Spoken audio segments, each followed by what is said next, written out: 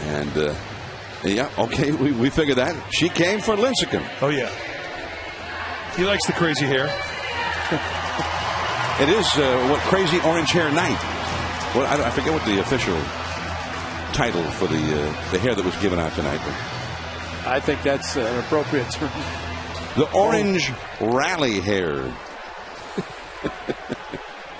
Here is Tyson Ross in to pitch for the Athletics. Lincecum to Kuzmanov. And there is one away. Lincecum had struck out looking in consecutive at-bats.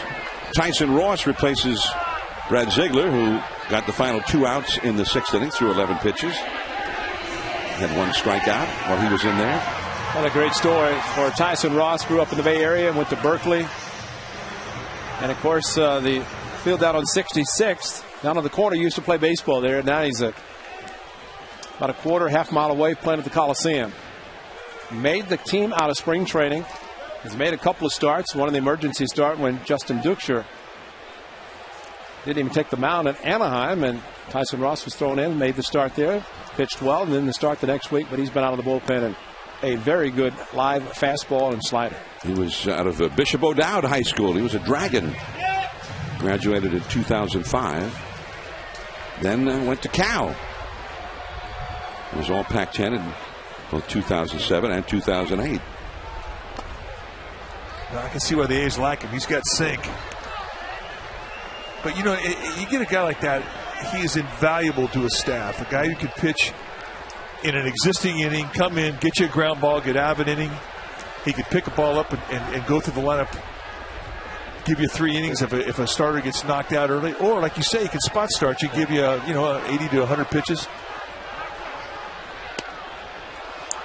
Just below the knees, apparently. Ball 4 to Andres Torres, the second time that he has walked. Been on base twice with those 2 walks and is 0 for 2.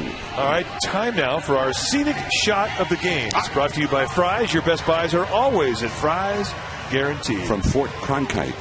From Fort Cronkite. The quintessential view. Is that the comprehensive view? No, the quintessential. It's not that comprehensive, really. There goes the runner. Sanchez down the right field line. That is a fair ball into the number 1 archway. Torres to third, and he'll stop there as Sweeney played the ball well and hit the relay man, Mark Ellis. A double for Freddie Sanchez, his second straight hit. Well, I'd have to wonder what Sanchez or Torres was doing. I figured he was going to score as it was a hit and run. Good swing by Sanchez, but for some reason he started shutting it down towards third base to Torres. Well, Torres thought, I think, that the ball was going to get caught. Right about here, he turns around. I think he has a chance that this ball is going to get caught. You can watch his path here. He picks up the ball here, and now he stops. And that prevented a score. But excellent hitting, opposite field hitting from Freddie Sanchez, which he does so well. There's a base runner, though. You have to realize that ball's slicing away. An inside-out swing by Sanchez, and you got to be a little more aggressive. Here's Buster Posey. Runners at second and third with the infield in. Buster has gone hitless. 0 for 3 against Gio Gonzalez. Now he's got that runner at third, less than 2 down, trying to pick up an RBI. Ross in the dirt to the backstop. The carom, and Landon Powell fumbles it. Torres scores after all, and it is 5-1 Giants. Sanchez the third. But again, we've seen some fastballs today bouncing out there in front of home plate or wide. Guys just not having a chance to get. But as a third baseman, you have to a runner at third base. You have to anticipate this. You have a short backstop here at AT&T, and a lot of those balls come back. That one almost came back far enough. If Tyson Ross had covered the plate a little quicker and Landon Powell would have picked it up, he might have been as surprised as anyone. That's a strike, but it's true. As he got to the ball, he fumbled it, but had he fielded it cleanly, Ross was not at the plate yet. Exactly. 2-1 to Posey with a runner at third. The slider. And it's 3-1. You watch the path of Tyson Ross. There's a little bit of a hesitation. He's back checking his stride step where he stumbled a bit and really never got to home plate. It became a foot race between Ross and Andres Torres. No chance for Ross that way. And the high fastball popped up foul. Powell comes back, but it's well into the lower deck.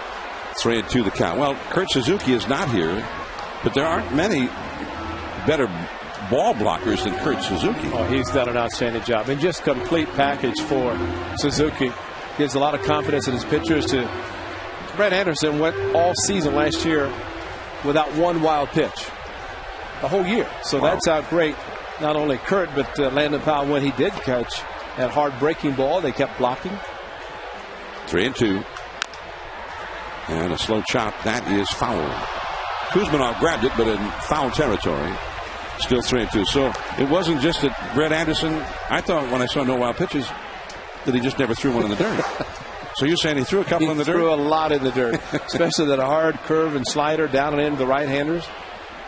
Well, pitchers have to love a guy that blocks balls well and saves all those wild pitches, saves bases.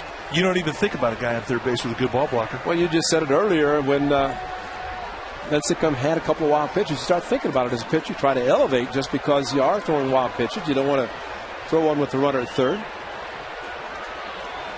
3-2 the count. Infield in all the way around. And that ball is hit well. Out toward Death Valley, deep right center field. That ball is up and over the wall. No, it hit the top of the wall. I beg your pardon. He's still going. The run has scored. It's a triple for Posey. It stayed in the yard, and Posey got the extra base, running hard all the way. He got the RBI and the triple.